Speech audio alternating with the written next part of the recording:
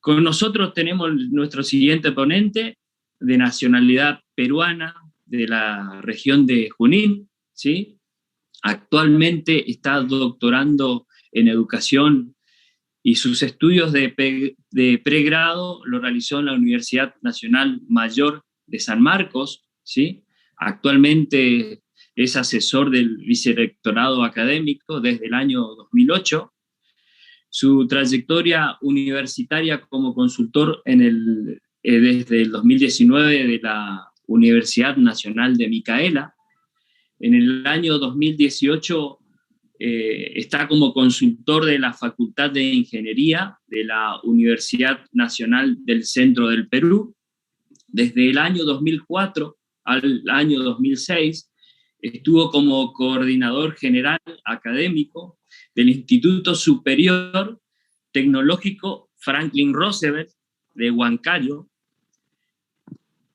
Y lo más importante, con nosotros tenemos una extensa currículum, así que vamos a seguir hablando. Con nosotros el magíster Luis Alberto Aguilar Cuevas, con el tema de la importancia de la neuropedagogía en el proceso de aprendizaje. Con nosotros, el gran magíster. Muchísimas gracias, Mauricio. Felicitar a los organizadores por este primer Congreso Mundial de Neuroeducación. Creemos de que esto es un tema medular dentro de nuestra sociedad, es un tema medular dentro de los hogares, y el día de hoy vamos a dejar un granito, no solamente a nivel neural, sino vamos a dejar un granito en el corazón de cada uno de los que vienen participando en este gran evento. Creemos de que a través de la educación nosotros podemos obviamente transformar nuestra nación, podemos transformar nuestro mundo. En este caso, el día de hoy vamos a tocar el tema sobre la importancia de la neuropedagogía en el proceso de aprendizaje. Pero permítanme saludar a cada uno de ustedes en el precioso nombre de nuestro Señor Jesucristo. Creemos que gracias a Él el día de hoy estamos presentes todos en este magno evento. Gracias a Él porque el día de hoy pues nos ha permitido abrir los ojos y es señal de que nos está regalando un día más de vida. Mucho más todavía en estos tiempos que obviamente la vida se ha convertido obviamente en un valor muy importante dentro de la familia. Parto llamemos así, por un pensamiento de Abraham Lincoln. Es un pensamiento que siempre yo lo he manejado a nivel mental y a nivel de mi corazón.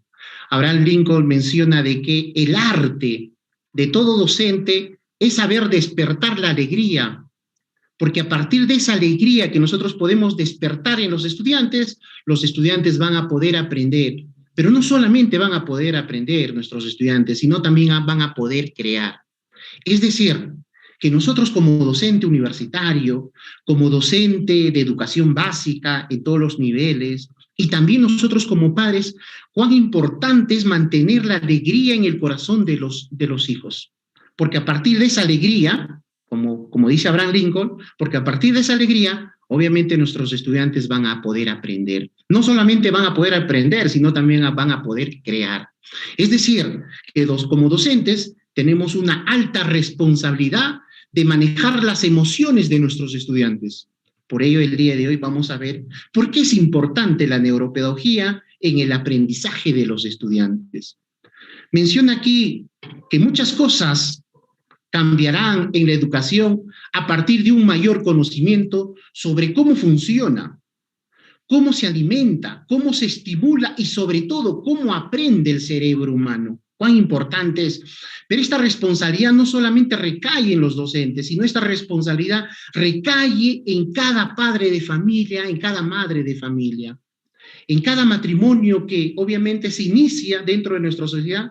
Cuán importante es conocer este tema de la neuropedagogía, porque a partir de esta neuropedagogía, obviamente nosotros vamos a formar seres humanos que obviamente van a tener que responder dentro de nuestra sociedad.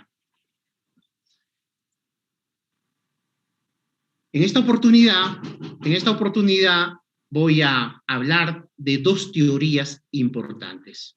La primera es la teoría diádica, y la segunda es la teoría triádica.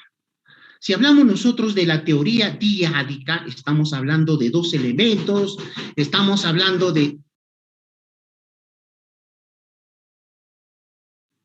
Estamos hablando cuando hablamos de teoría diádica, estamos hablando de dos elementos.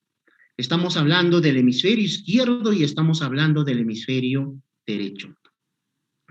Nosotros sabemos que tenemos dos grandes hemisferios, pero asimismo también nosotros sabemos que cada hemisferio cumple una función totalmente distinta. Pero permíteme explicarle esta teoría a través de una metáfora. Nosotros sabemos que en la escuela antigua, ¿cómo se enseñaba? Se enseñaba a través de metáforas, se enseñaba a través de pensamientos, se enseñaba a través de parábolas. Y obviamente esas metáforas, esos pensamientos y esas parábolas obviamente va a quedar a nivel de oral y obviamente lo vamos a aplicar nosotros en el quehacer diario, lo vamos a aplicar dentro de nuestra sociedad. Permítanme explicar esta teoría diádica a través de una metáfora. En aquella vez, dice, existía un barco, y todo barco, obviamente, está en alta mar. Todo barco tiene que llegar a buen puerto, ¿no es así? Pero para llegar un barco a un buen puerto, ¿quién es el que direcciona? ¿Quién es el que orienta? ¿Quién es el que asesora? ¿El que guía? Obviamente hay un capitán. ¿No es así? Hay un capitán. Pero cabe la coincidencia de que en este barco, en esta nave, existían dos capitanes. Uno era el capitán llamado hemisferio izquierdo y el otro era el capitán llamado hemisferio derecho. Dos capitanes. Y los dos obviamente querían conducir a buen destino a este barco. Y por un lado tenemos al capitán, llamado hemisferio izquierdo, que tiene ciertas cualidades y tiene ciertas peculiaridades. Y de igual manera, vamos a encontrar también al capitán del hemisferio derecho, que también va a tener sus propias características. Pero tenemos que tener en cuenta primero que el hemisferio izquierdo, ¿cómo es? El hemisferio izquierdo nos dice que es locuaz y analítico. ¿Qué entendemos por locuaz? Es muy hablador. Y analítico, que nuestro hemisferio izquierdo obviamente le gusta analizar todos los procesos. Y para que pueda analizar, obviamente necesita ciertos datos. Si no tiene esos datos, obviamente no lo va a analizar el hemisferio izquierdo. Cosa distinta con el hemisferio derecho. El hemisferio derecho, ¿cómo lo conocemos? Su hermano es locuaz, es muy hablador, es orador, le gusta hablar todo el día. Pero el hemisferio derecho es mudo. Es mudo, pero a la vez también es sintético. Es decir, que le gusta procesar la información de forma inmediata. Es decir, que no necesita tener datos para que nos pueda dar la información en tiempo real. ¿El hemisferio derecho cómo trabaja? El hemisferio derecho pues trabaja a través de la creatividad, trabaja a través de la imaginación y a través de la intuición. Y cabe recalcar de que la intuición está mucho más desarrollado en las damas que en los varones. Por eso que las damas todo nos descubren, ¿no es así? Pero esa intuición, el ser humano, ¿lo puede mejorar? Claro que sí. Existe gimnasia, ejercicio mental, existe la meditación, que lo hacen los yogas, y obviamente pueden meditar, obviamente, y que a través de esa meditación, obviamente, ellos pueden intuir las cosas. Por eso que encontramos en el mundo, en toda la historia de la Biblia, hemos encontrado muchos profetas que obviamente podían intuir lo que va a pasar más adelante. Entonces, ¿esa intuición la podemos mejorar? Por supuesto que sí. Entonces, mire, podemos darnos ahí nos podemos dar cuenta que cada hemisferio tiene una característica totalmente distinta. La primera, hablador, analítico, necesito datos y si no, no lo proceso. El otro, en cambio, locuaz, es decir, mudo, pero lo procesa la información con la intuición, con la imaginación y con la creatividad. Pero ahora, ¿cómo yo hago si es mudo? Obviamente, si es mudo, ahí viene el trabajo del docente, ahí viene el trabajo del padre, de la madre de familia, en que nosotros tenemos que saber invitar al hemisferio izquierdo a que pueda participar en ese proceso de aprendizaje de nuestros estudiantes o de nuestros hijos. Porque si yo no le invito al hemisferio derecho, obviamente los únicos que van a sacar ventaja el día que podamos morir, y obviamente el único que se va a beneficiar van a ser los gusanitos. En este caso, nosotros como docente, nosotros tenemos que activar, tenemos que invitarle a que participe ese hemisferio derecho, a que pueda participar. Él desde ya está participando, pero ojo, nos dice que es mudo. Ahí viene el trabajo nosotros de cómo hacerle participar en el proceso de aprendizaje de nuestros estudiantes. ¿De acuerdo? ¿Qué otra característica tiene nuestros hemisferios? Vamos a ver. Nuestro hemisferio izquierdo, por ejemplo, dice, ¿no? Es analítico, ya lo hemos dicho. Dice que no se atreve a fiarse de los consejos de su hermano porque es incapaz de adivinar de dónde procede. En cambio, el hemisferio derecho, un marinero silencioso, que tiene acceso instantáneo, como si dispusiera de un radar y tecnología moderna, con abundante banco de datos que le confiere una perspectiva sobre el estado del tiempo, es decir, una información como si estuviese teniendo una información satelital. Hemisferio izquierdo, hablador, se pasa todo el día haciendo cálculos, con la ayuda de sus cartas e instrumentos. Su modo de operar es lineal, sucesivo y secuencial. Es decir, que va paso a paso. Por eso que el hemisferio izquierdo está muy ligado a lo que es matemática y lo que es lenguaje. Por ejemplo, nosotros acá en el Perú se hizo hace años lo que es el examen PISA en educación básica. ¿Y cómo salieron nuestros chicos? Nuestros chicos pues salieron casi en los últimos puestos salieron. ¿Y qué hizo el gobierno? Obviamente pues un gobierno que desconoce de educación, un gobierno que conoce lo que es neuropedagogía. Y ojo, cuando nosotros hablamos de neuropedagogía, la neuropedagogía es conocido como una ciencia naciente. Muchos dirán, ciencia naciente, es decir, que recién, no. Le decimos ciencia naciente y ojo, hay que tener en cuenta que la neuropedagogía está presente hace más de 2000 años. Está presente desde Platón. Lo decimos naciente porque esta neuropedagogía no se está aplicando en el aspecto educativo.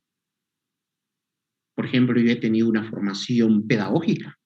Por ejemplo, dentro de mi plan curricular, apenas habremos llevado una asignatura sobre neurociencia. Pero y dentro de la malla curricular, pues no encontramos asignaturas ligadas a este área.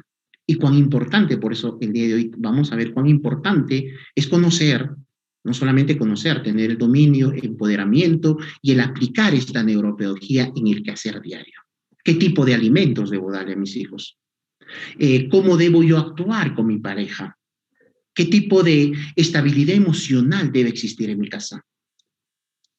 Ya lo decía hace un momento Abraham Lincoln, el arte de todo docente es saber despertar la alegría.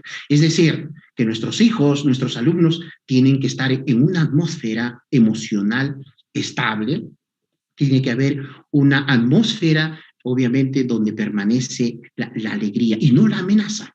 Por eso decíamos hace un momento, ¿no? Cuán importante es en el aprendizaje manejar las emociones de nuestros estudiantes. En ese sentido, ¿qué nos dice el hemisferio izquierdo? El hemisferio izquierdo recibe toda la información, dato a dato, lo procesa de forma lógica, discursiva, lo razona de forma verbal y matemáticamente, al estilo de una computadora, ¿es así? Donde toda decisión depende de la anterior, es decir, maneja mucho los procesos. Dice que cuando su hermano entra en detalles, el marinero analítico se empeña obstinadamente en seguir sus propios cálculos. En cambio, el derecho tiene, como habíamos mencionado, tiene un pensamiento intuitivo, maneja mucho la creatividad, maneja mucho la imaginación. Entonces, les mencionaba sobre el examen PISA. Entonces, en el examen PISA, ¿qué acción se tenía que emprender? Se tenía que emprender acciones, los estudiantes en el colegio, ¿no? Donde ellos tenían obviamente que repotenciar el hemisferio derecho. ¿Y cómo repotencio yo el hemisferio derecho? Lo invito a participar. ¿Y cómo lo invito a participar? Pues lo invito a participar a través de la creatividad, a través de la imaginación, a través de la intuición. ¿Y qué tipo de acciones yo debo emprender en estos aspectos? Como le gusta mucho la creatividad y la imaginación, pues a todo estudiante y todo hijo de casa, pues debe aprender, por ejemplo, a tocar, por ejemplo, un instrumento musical. Eso es sorprenderle a nuestras neuronas del hemisferio derecho. Por ejemplo, que el estudiante no solamente sepa, pues, un solo idioma, tiene que saber 2, 3, 4 idiomas en la actualidad. Entonces, eso también, ¿es sorprendente a las neuronas? Por supuesto que sí. Ahora, en la actualidad hablamos mucho de ejercicio mental, hablamos mucho de gimnasia mental, así como hay una gran preocupación tal vez por conservar nuestro aspecto corporal, y para eso hacemos ejercicios, de igual manera también hay ejercicio mental y hay gimnasia mental. ¿Cuánto de porcentaje de personas tenemos en nuestra sociedad, por ejemplo, con Alzheimer? ¿Y la neuropedagogía juega un papel importante? Por supuesto que sí, por supuesto que sí. Pero el día de hoy estamos centrados a un aspecto del aprendizaje del estudiante, ¿de acuerdo? Entonces, nuestro hemisferio derecho maneja, ya lo hemos dicho, un pensamiento intuitivo, que es capaz de hacer las percepciones estructurales, sincréticas, geométricas, configuraciones, gestálticas, es decir, que puede comparar esquemas en forma no verbal, analógica, metafórica, alegórica e integral. Pero asimismo también, sí, tiene limitantes nuestro hemisferio derecho, por supuesto que sí. ¿Por qué? Porque es incapaz de explicar la complejidad de este sistema por lo limitado de su capacidad de comunicar ciertos detalles. Por eso decimos que es mudo. Entonces, ¿esto qué le permite? Esto le permite, pues, orientarse en el espacio y lo habilita para el pensamiento y apreciación de formas espaciales. Entonces, ¿qué es lo que nosotros tenemos que hacer como docente o como padre de familia? Pues lo que nosotros tenemos que es trabajar estos dos hemisferios. Nosotros tenemos que articular a estos dos hemisferios. Es decir, que tanto el hemisferio izquierdo y el derecho, los dos tienen que activarse. Y los dos tienen que trabajar como una simbiosis. Nosotros sabemos que es una simbiosis. Una simbiosis es cuando interactúan dos seres vivos para que ambos se puedan beneficiar. Un ejemplo de simbiosis es, por ejemplo, hemos visto nosotros cuando el cocodrilo, por ejemplo, duerme después de devorar, de consumir sus alimentos. ¿Qué pasa con el cocodrilo? El cocodrilo queda residuos de carne en los dientes, ¿no es así? ¿Y qué hace el cocodrilo? ¿Cómo lo saca esa carne que está entre diente y diente? ¿Lo saca con un mondadiente, con un hilo dental? No, pues. ¿El cocodrilo qué hace? Duerme con la boquita abierta. Y cuando duerme con la boquita abierta, ¿qué viene? Vienen unos pajaritos, vienen unas aves. Las aves empiezan a pararse alrededor de los dientes y empiezan a consumir esos residuos de carne que está entre diente y diente. Es decir, que le hace una profilaxis. En otras palabras, le hace una limpieza dental. ¿Eso es una simbiosis? Sí. Han interactuado dos seres vivos para que ambos se puedan beneficiar. El aprendizaje de nuestros chicos tiene que ser así. Así como ese ejemplo de esa simbiosis entre el cocodrilo y esa avecita, que ambos se benefician, de igual manera nosotros tenemos que activar el hemisferio izquierdo y el hemisferio derecho de nuestros estudiantes. No podemos solamente trabajar con el cocodrilo o no solamente podemos activar al pajarito, no, los dos tienen que interactuar. Entonces, como es una metáfora, ¿cómo termina esta metáfora? Esta metáfora termina, pues, que indica que su hermano gemelo, porque son gemelos, los dos han nacido. Son gemelos, el hemisferio izquierdo y derecho, los dos han nacido. Nace nuestro cerebro el día que nacemos, nacen los dos juntos, ¿no es así? ¿Y qué pasó? Dice que hasta que un día, por casualidad, dice, ¿no? El hemisferio izquierdo se tropieza con los esquemas, con los elementos, los gráficos, las ilustraciones que había hecho su hermano gemelo, es decir, el hemisferio derecho. Porque como es mudo, él hace representaciones, hace gráfico, hace dibujos. porque es la forma como de expresar todos los resultados que él tiene. Entonces, ¿cómo lo representa? Es como que nosotros estaríamos en una evaluación. En una evaluación casual, un ejemplo, por ejemplo, no estudió un estudiante, pero su compañero sí estudió, pero es mudo. ¿Cómo le saca la información? ¿Le va a meter una aguja, lo va a pellizcar? No. Pues tendrá que hacer representaciones, tendrá que hacer dibujos para que le dé a su compañero la respuesta. ¿De acuerdo? Entonces, en ese sistema, el hemisferio derecho, pues, va a tener muchos elementos, muchos resultados, prácticamente le va a abrumar de mucha información al capitán del hemisferio izquierdo. Entonces, entre ambos, obviamente se va a tener los resultados. ¿Cómo yo puedo emprender este hemisferio? Ya hemos dicho, a través de los idiomas. Podemos darle, por ejemplo, en el colegio, en la universidad. Por ejemplo, nosotros en la universidad donde yo laboro, es la Universidad Peruana de los Andes, en su sigla lo conocemos como UPLA, es la universidad más grande de la región de Junín. Yo estoy en el Perú, en la región Junín, en la ciudad de Huancayo. Huancayo es conocido como una ciudad incontrastable. ¿Por qué incontrastable? Porque obviamente las personas de aquí somos personas aguerridas que nunca nos quisimos dejar dominar por los españoles. Por eso Huancayo es considerado como la ciudad incontrastable.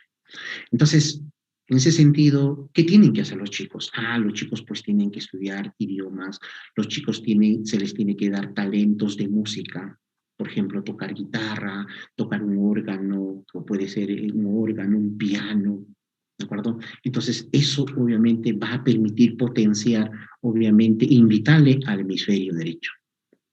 Una gimnasia, por ejemplo, si yo, por ejemplo, utilizo la mano derecha para todo, como con la derecha, toda la derecha, por ejemplo, en las noches llega o en las mañanas tengo que cepillarme los dientes.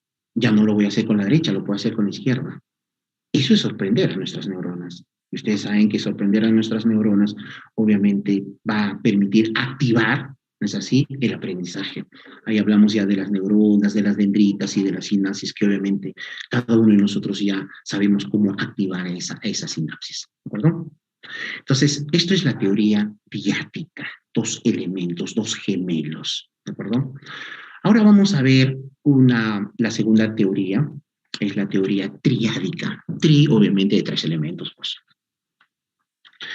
Pero en esta teoría triádica, nosotros vamos ahora sí a comprender lo que está pasando en nuestra sociedad.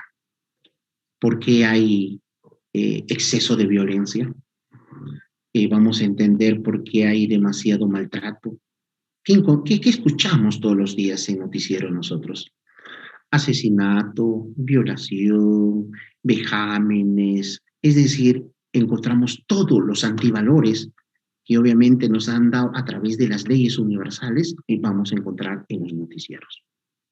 Pero el día de hoy tenemos que entender cuál es la causa, cuál es la raíz a que nuestra sociedad obviamente cada día esté en declive hacia esos antivalores.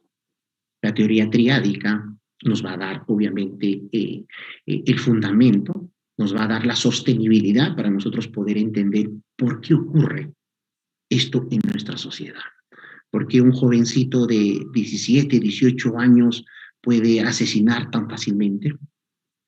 ¿Por qué un joven puede matar por una zapatilla o por un celular? El día de hoy vamos a entender a través de esta teoría triádica, que obviamente comprende de 3 elementos. Aquí tenemos a la teoría triádica. Cuando hablamos nosotros de la teoría triádica de 3 elementos, hablamos del hemisferio izquierdo, el derecho, pero aquí se incluye lo que es el sistema límbico. Nosotros acá en el Perú tenemos un Ministerio de la Mujer, y nos dice el Ministerio de la Mujer en las estadísticas, nos manifiesta de que de 10 matrimonios que se construyen, tenemos resultados, cuántos de esos matrimonios triunfan y cuántos de esos matrimonios se diluyen, cuántos de esos matrimonios se disuelven. indica la estadística que de 10 matrimonios que se inician, dice que triunfan 5.5 y 4.5 son los que fracasan. 4.5 son matrimonios que obviamente terminan en el divorcio. Esa estadística es de acuerdo a la estadística última de hace 4 años que hizo el INEI, es decir, el Instituto Nacional de Estadística e Informática acá en el Perú. Nos menciona de que de 10 hogares ahora incluso ese índice ha superado, y mucho más todavía en estos tiempos de pandemia que estamos viviendo a nivel mundial. Nos indica que los divorcios ahora no solamente se hacen en el Poder Judicial, sino los divorcios ahora lo hace un municipio, lo puede ser un juez de paz de un distrito, de una ciudad, es decir, que los divorcios están al orden del día. Pero tenemos que tener en cuenta que cuando hay un divorcio, ¿quiénes son los perjudicados? ¿Quiénes son los perjudicados? Pues los perjudicados son los peques, los perjudicados son los niños. Porque para que pueda disolverse un matrimonio, para que pueda existir el divorcio en un matrimonio, ¿qué ha habido? ¿Qué antecedentes ha determinado para que ellos puedan divorciarse? Obviamente ha habido algún tipo de violencia, ¿es así? Puede haber sido violencia psicológica entre papá y mamá, puede haber habido violencia física, maltrato de parte de papá hacia mamá. Es decir, que ese tipo de violencia, y no solamente violencia psicológica, violencia física, hasta hablamos de violencia económica también. Ese tipo de violencia, ¿qué va a permitir? Ese tipo de violencia va a permitir, obviamente, que se active el sistema límbico. El sistema límbico es el que incide en el afecto. El sistema límbico está en relación a las emociones, está en función a las agresiones psicológicas que el niño puede vivir, en función al amor, el afecto, el cariño, los castigos. Entonces, ahí podemos ver ahí en la diapositiva donde se ubica obviamente el sistema límbico. Pero tenemos que tener en cuenta que todo niño que vive en un hogar donde exista mínimo violencia psicológica, obviamente el sistema límbico de forma automática se va a activar. Se activa de forma automática. Y al activarse, obviamente va a rodear a todo el cerebro. Es como que a nuestro planeta nos rodea la atmósfera. Y gracias a esa atmósfera, pues no nos llega los meteoritos, no nos llega la basura espacial, ¿no es así? La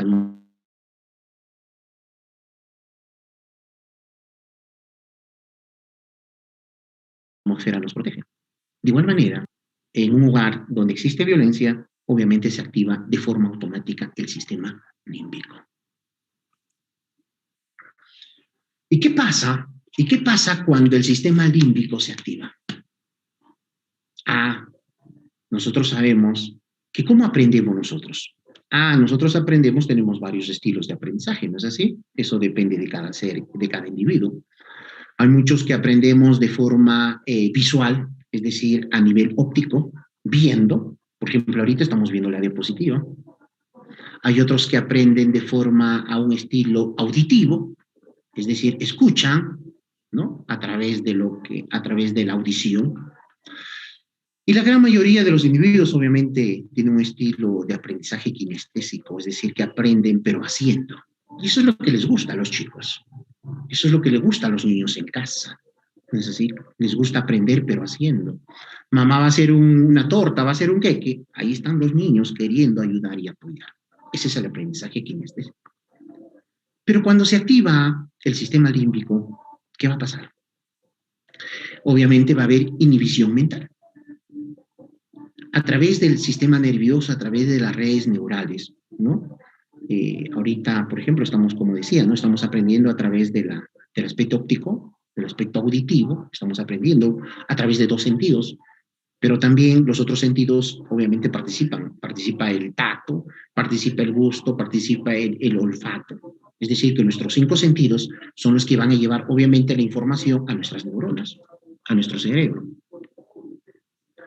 Pero el niño que vive en una violencia se ha activado su sistema límbico. Es decir, va a haber inhibición mental. Es decir, que el aprendizaje que ingresa a través de los 5 sentidos obviamente va a ser rechazado. Y por eso de que muchas veces habremos escuchado nosotros, oye, a ti te entra por una oreja y te sale por la otra.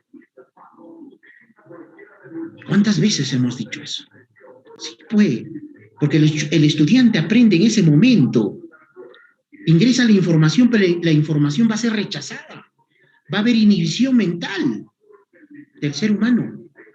¿Por qué? Porque está activado el sistema límbico, así como esa atmósfera que se activó y rechaza todo, de igual manera el sistema límbico va a rechazar. Por eso siempre, ¿no? Hemos dicho, oye, te entra por una oreja y te sale por la otra. Pero ¿qué ha pasado con ese niño? ¿Qué ha pasado? ¿Cuáles son las causantes? Es que ese niño pues ha vivido una violencia psicológica, ha vivido una violencia física, ¿no es así?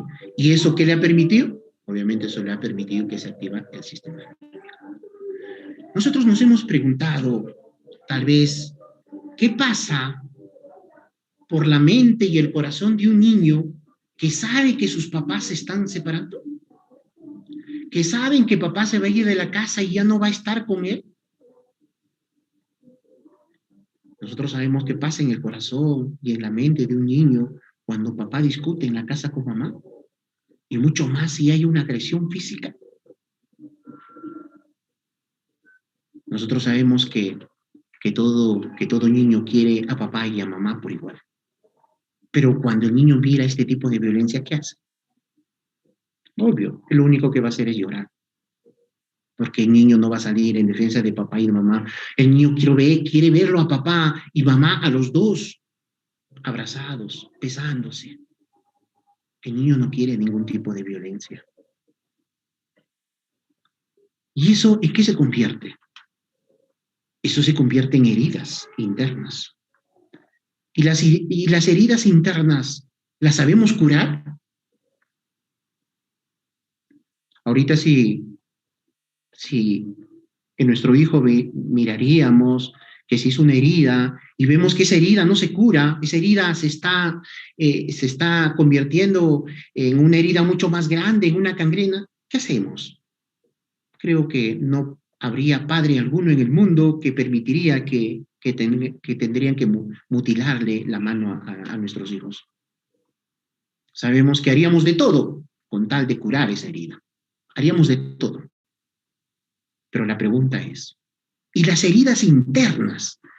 Las heridas internas que nosotros hemos ocasionado, ¿las hemos curado? No, pues. Y toda herida va a ir creciendo.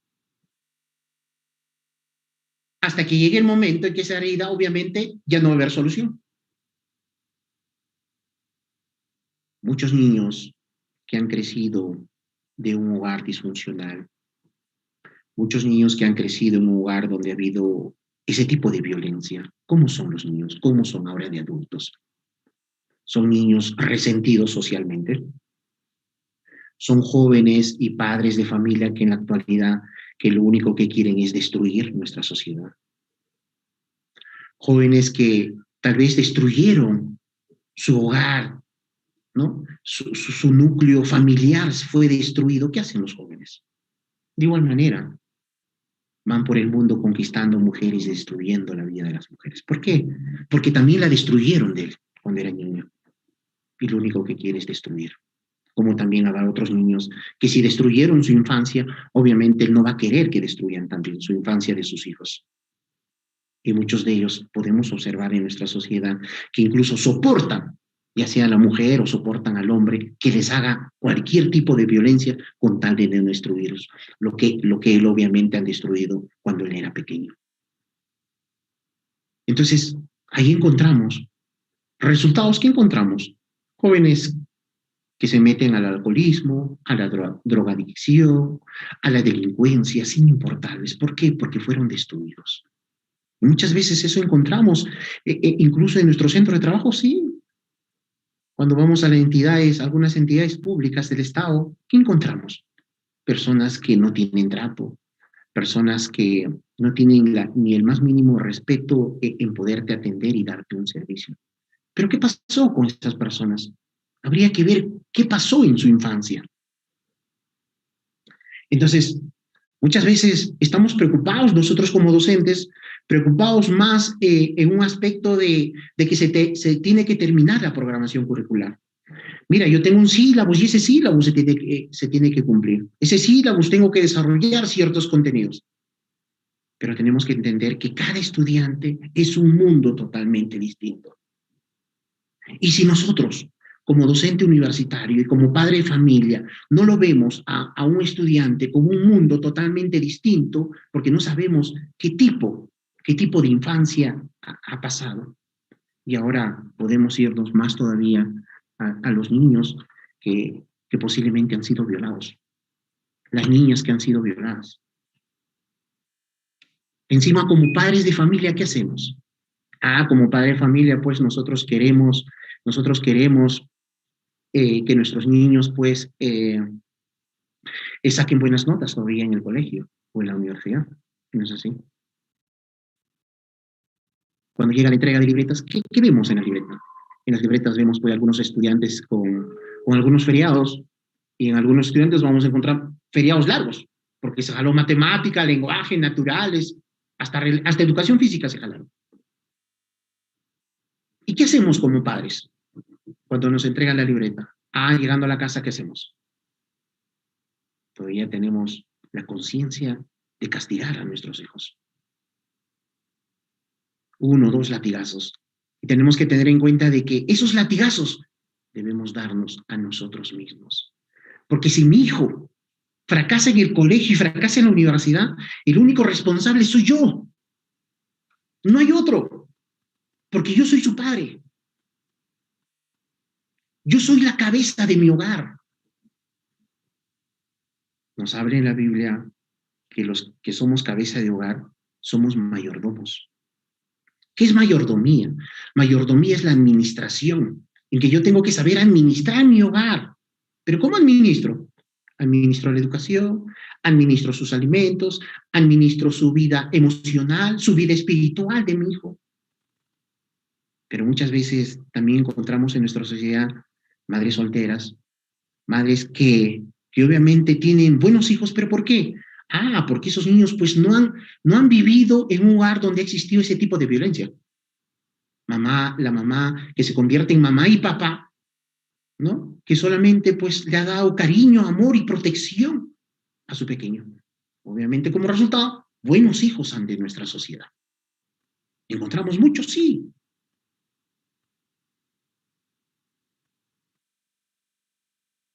Pero asimismo también hablamos, por ejemplo, de la violación que puede tener una niña. ¿Cómo responderá en el colegio? Si está activado ese sistema límbico. Ese niña o niño que ha sido violado, ¿va a responder en el colegio? Si en mi hogar hay violencia psicológica o violencia física, hasta violencia económica, ¿no? Por ejemplo, nosotros acá en Perú tenemos, por ejemplo, hay una región que es una región bastante, llamemos así, bastante paupérrimo económicamente, una ciudad muy pobre, es así, que es Huancavelica.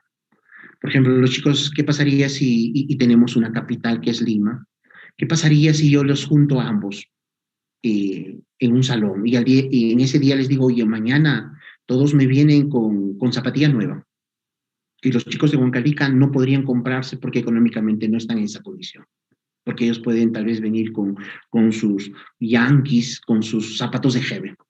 Y los de Lima sí podrían comprarse. ¿Qué pasaría? Los chicos que no podrían obtener y comprarse una zapatilla nueva, ¿se pondrían adelante y cruzarían las piernas y lucerían? No. Esos chicos se sentarían en la parte de atrás y tratarían de ocultar sus zapatillas que no pudieron comprar, tal vez tengan una zapatilla viejita. Entonces, ¿hay violencia económica? Por supuesto que sí. Eso no indica que tengo que darle todo a mi hijo, todo lo que me pide. No, no. Eso ya es el extremo. Siempre tenemos que buscar un punto de equilibrio. Hay un no para decirle a nuestros hijos en muchas cosas que nos pueden pedir. Ellos tienen que aprender cuáles son los límites que yo puedo poner dentro del hogar. Entonces, hay ese tipo de violencia. ¿Y cómo podemos exigir nosotros si en mi hogar ha habido ese tipo de violencia? Y si una niña ha sido violada, un niño ha sido violado. ¿Podemos exigirle en el colegio a que saque buenas notas? Por supuesto que no. Por eso de que por las mañanas en los noticieros todo es violencia. Hay un caso muy peculiar que hemos vivido acá en el Perú en estos días, acá en la región Junín, donde a una niña de 3 años prácticamente lo han asesinado, pero ¿quién? La mamá con el padrastro. Incluso lo han mutilado a la niña. ¿Por qué? Porque la mamá quería pasear, dice, con un novio. Y ese tipo de cosas vemos, sí. Y bueno, si nosotros sabemos, el Poder Judicial sabe, es porque es un caso bastante fuerte y peculiar. Pero la gran mayoría, ¿hay maltrato en los hogares? Por supuesto que sí, hay maltrato. Y que muchas veces, obviamente, pues no lo reportan a la policía. ¿Qué niño va a ir a la policía a poner la denuncia? ¿A papá, a mamá, o al tío, al abuelo, al primo, al vecino? No hay ese tipo de eso. Por ello de que nosotros estamos en contra del maltrato infantil. Si entramos acá en Perú, acá en Huancayo, tenemos muchos diarios. ¿Qué encontramos en los diarios de todos los días? Dice que hayan a menores encerrados en su propia casa, madre los dejó en cuarto con candado y sin alimentos. ¿Por qué? Porque la mamá se fue a una fiesta. En un distrito, el Tambo, dice, hombre intenta estrangular a pareja infiel delante de hijos. Otra noticia, hombre escapa luego de castigar a su hija con llavero de metal. Vecinos llamaron la atención y avisaron a los serenos y a la policía. Un niño valiente, mira, un niño valiente, esto pasó en Jauja hace mucho tiempo, un niño denuncia a madre y padrastro por golpearlo hasta sacarle sangre. Pequeño escapó de casa y pidió ayuda a su hermana. Y acá en la región Junín, bueno, con la pandemia ha habido limitantes a las costumbres que hay, pero acá en la región Junín pues es una de las regiones donde consumen demasiado alcohol. ¿Y qué vemos después del alcohol? Donde obviamente se embriagan hombre y mujer. ¿Qué vemos? Obviamente detrás del alcohol que hay algún tipo de violencia. Muchas veces podemos incluso hasta ver en la calle que se están jaloneando al pequeño. Los dos mareados y el niño al medio y quiere papá llevarse por un lado y mamá por otro lado. Ese tipo de violencia es frecuente. ¿Y cómo vamos nosotros a contrarrestar todo este aspecto? Acá hay una carta es un niño que es producto de un divorcio. ¿Qué dice acá? Queridos papá y mamá, sé que están dolidos. Yo lo estoy también. Siento y absorbo sus miedos, la tensión y el estado de shock. Aunque soy niño y no puedo expresar verbalmente lo que está pasando en nuestras vidas, yo también sufro por la separación de ustedes. Lloro todas las noches por la ausencia de papá y sufro más ver sufrir a mi madre. Muchas veces no tenemos que comer y me están mostrando que soy hijo de una persona incapaz de amar y que yo también tengo algo de malo. Cuando me inculcan su dolor, están archivando en mí un trauma que voy a sentir de adulto y me están robando la infancia. Se están llevando mi creencia de que se puede amar incondicionalmente y la están reemplazando por el mensaje que debo ser duro. Atentamente, el hijo del divorcio. Si podemos darnos cuenta. Carta de un niño a su papá y a su mamá. ¿Cómo podríamos mejorar la educación a nivel mundial si hay este tipo de violencia en los hogares? Hay este tipo de violencia en nuestra familia. Muchas veces hemos leído en varias oportunidades, ¿no? Que dicen, oye, un niño alegre es un niño que aprende. ¿Y cómo sería a la inversa? Un niño triste es un niño que no aprende. Porque un niño alegre, sí, pues un niño alegre sí va a aprender. Y mira, ¿cómo no se equivocó Abraham Lincoln? Oye, el arte de todo docente es saber despertar la alegría en sus estudiantes. La alegría, esa emoción para que el estudiante pueda aprender. ¿Cuán importante es la emoción? Mantener esa atmósfera de alegría en nuestros hijos.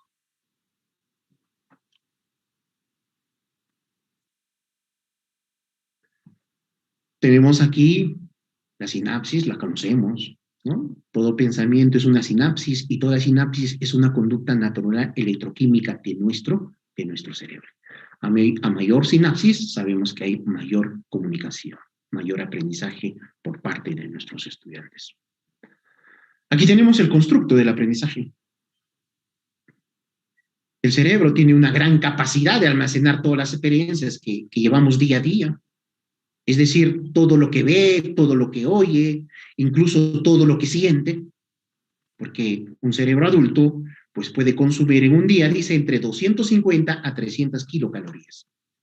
Y esto es equivalente a una potencia de 15 watts para un cerebro que pesa de 1.300 a 1.400 gramos. Obviamente el cerebro de un varón va a pesar más que de una dama. Pero decíamos al inicio de esto, lo importante es conocer la neuropedagogía, porque a través de esta neuropedagogía, obviamente yo voy a mejorar el aprendizaje. Estamos viendo las cosas que debemos evitar en casa. En un hogar siempre va a haber problemas, pero hay que saber cómo resolver ese tipo de problemas nosotros. Los problemas van a existir. Ahí viene la capacidad del ser humano en saber resolver el problema. Pero no lo voy a resolver pues gritando, no voy a resolver amenazando o discutiendo o agarrándonos físicamente con la esposa, no. Ahí viene la capacidad del ser humano en cómo resolver los problemas que se nos van a presentar día a día. Por eso decía, nosotros, los varones, somos los mayordomos, somos los que tenemos que saber administrar nuestro hogar. Pero tenemos que tener en cuenta de que, sí, pues, hay varios aspectos, hay varios escalones, es decir, hay varias influencias para que el ser humano pueda aprender, por supuesto que sí. Y nosotros tenemos que conocer de que el ser humano, desde el momento de la ovulación, desde el momento de la concepción de un óvulo y un espermatozoide, obviamente tiene que haber ya una estabilidad emocional en esa persona. ¿Y quién le va a dar el estado emocional? ¿Quién va a equilibrar? Obviamente la pareja.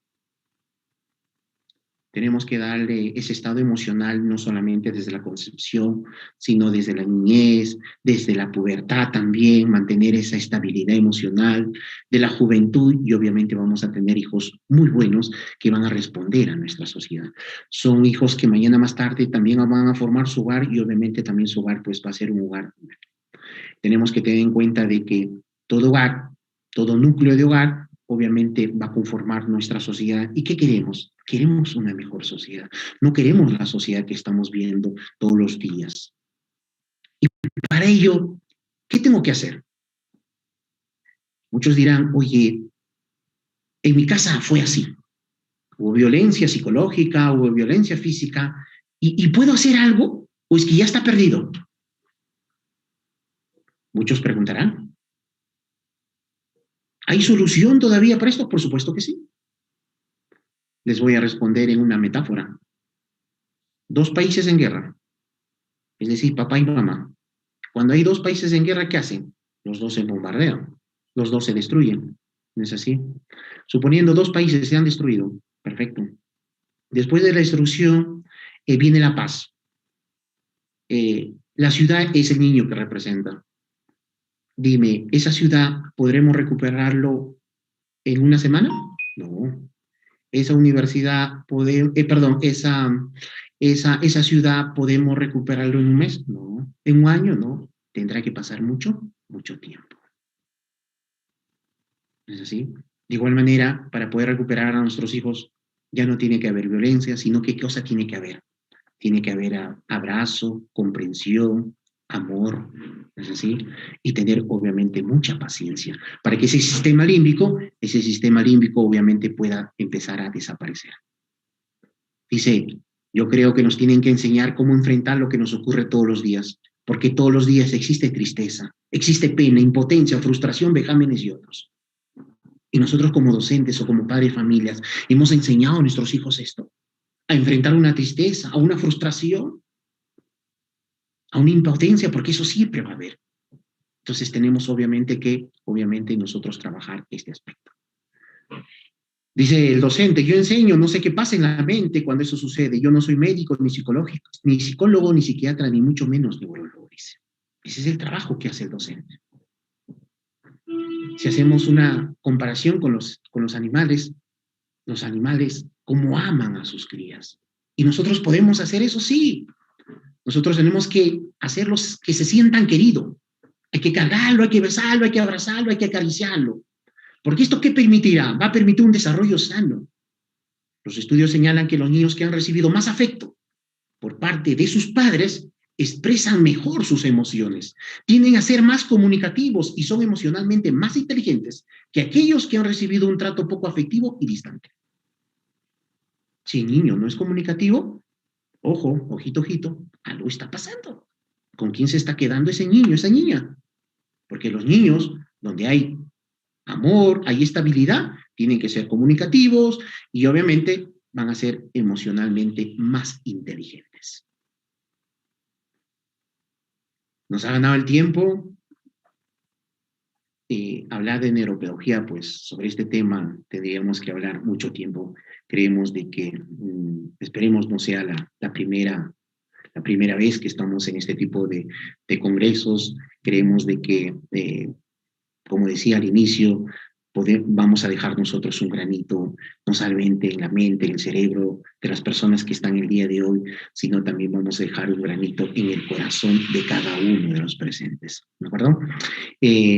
Ya son 5 para las 10, nos ha ganado el tiempo, ha corrido el tiempo muy rápido. Creemos de que sí, vamos a compartir mucha información todavía respecto sobre estos puntos.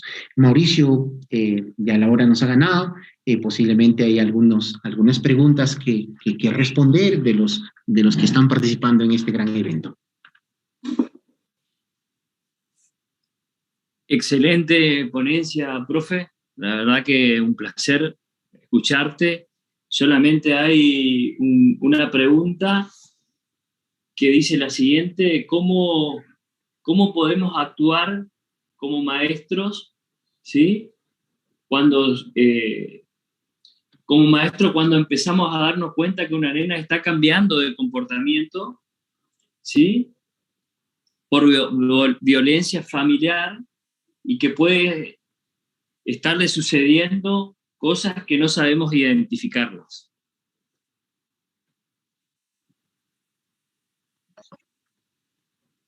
Bien, Mauricio. Sí, efectivamente, el papel del docente dentro del aula es trascendental.